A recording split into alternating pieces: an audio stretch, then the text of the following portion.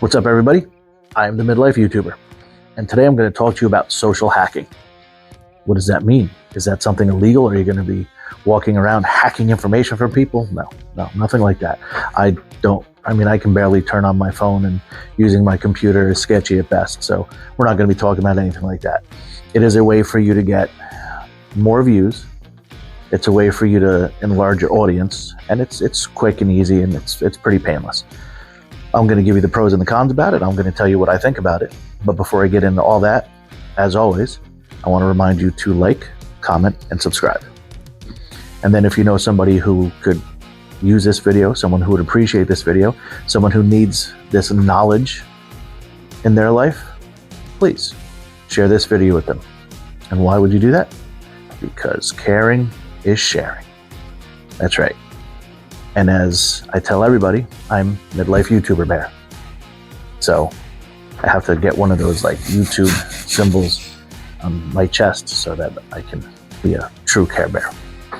So anyway, we're going to talk about social hacking. So basically what social hacking is. So you would make a video, and on the thumbnail, you would have a picture of a YouTube guru, celebrity, someone who has a very well-known YouTube channel. You're going to put a picture of them on there, and you're going to say something like, the Midlife YouTuber says, and then people who are big fans of the Midlife YouTuber are going to see that video, and they're going to go, oh, hey, that's about the Midlife YouTuber. I subscribe to that guy's channel. I'm a big fan of his channel. And then they're going to check out your video. Now, we don't do bait and switch. I don't condone such behavior. So what you're going to do is you're going to do a video about what things that the Midlife YouTuber says, advice that this celebrity, this guru has given. 10 things that I learned from Mr. Beast, 10 things that I learned from vidIQ, 10 things I learned from Think Media, 10 things I learned from insert channel name. And you want it to be as popular a channel as possible, because basically what you're doing is you're trying to get the people who watch them, that follow them, that are subscribed to them, to come and check you out, because it should be something that you're in a similar niche to. It doesn't have to be the same exact niche. It doesn't have to be somebody who's doing the same exact kinds of videos or styles of videos or whatever that you're doing, but you want it to be as close as possible. And I mean as close as possible.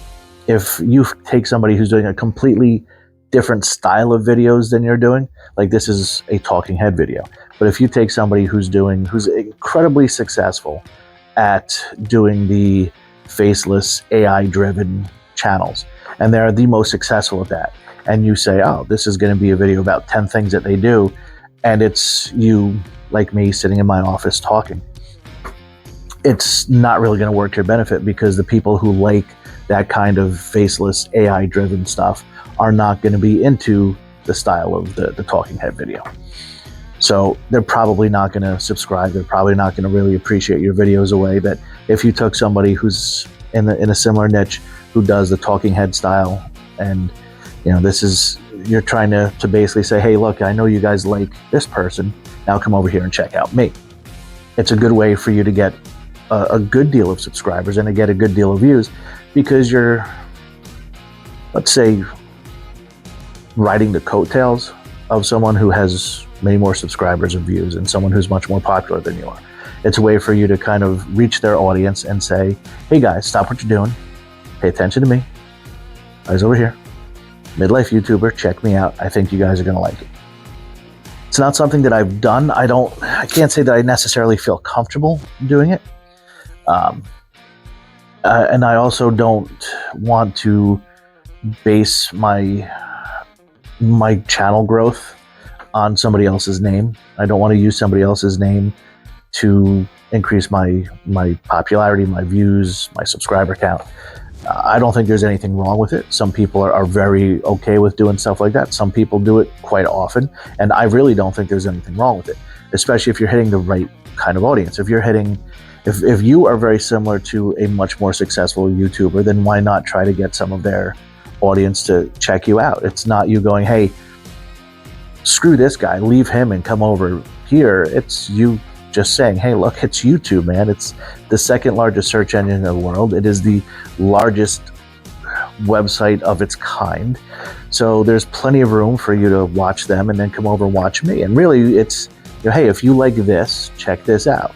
It's very similar to at the end of your videos when it says, oh, if you like this video, check out these other videos, and you post 2 of your own videos. And it's, hey, if you like this content, check out these other videos. They're basically the same. So, I mean, you can do that with other YouTubers as well and say, hey, if you like this, check me out over here. It's, there's nothing wrong with it. Just not the kind of thing that I wanted to do, so I don't do it. But it is a really good growth strategy, and it's something that I wanted to share with you. So that's it for me. Just doing a quick, short video. Get in, get out. So hope you guys have a good one. I hope this video helped you. I hope you guys do a little social engineering, a little social cheat coding, get your viewership up. And when you're rich and successful, just remember, the midlife YouTuber is the one that gave you that information. So have yourself a great day. Go catch your first fish.